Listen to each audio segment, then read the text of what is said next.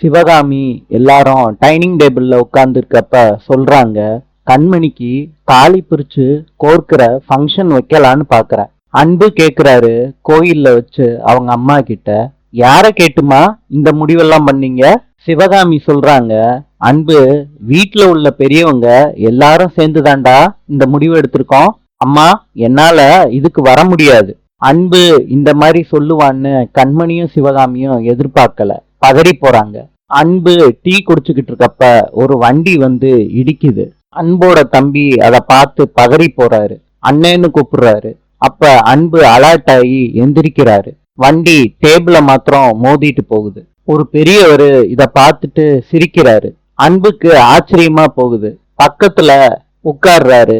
அந்த பெரியவர் சொல்றாரு, இன்னைக்கு உனக்கு ஏற்பாடு பண்ணது முக்கியமான சடங்கு. அதுல மிச்சம் வச்சுட்டு வரலாமா தம்பி? அத மிச்சம் வச்சுட்டு வந்தேன்னா உன்னை பெத்த தாய் உயிருக்கே ஆபத்துடா. கேட்ட உடனே அன்பு அதிர்ச்சி ஆயிடுறாரு. பொன்னி சொல்றாங்க கண்மணி கிட்ட, நிச்சயமா அன்பு உன்னைய தேடி வந்துருவாரு கண்மணி. அன்பு அந்த ஃபங்க்ஷனை எப்படியாவது அட்டன் பண்ணிடணும்னு காரை எடுத்துக்கிட்டு வேக வேகமா வர்றாரு. நாளை சந்திப்போம்.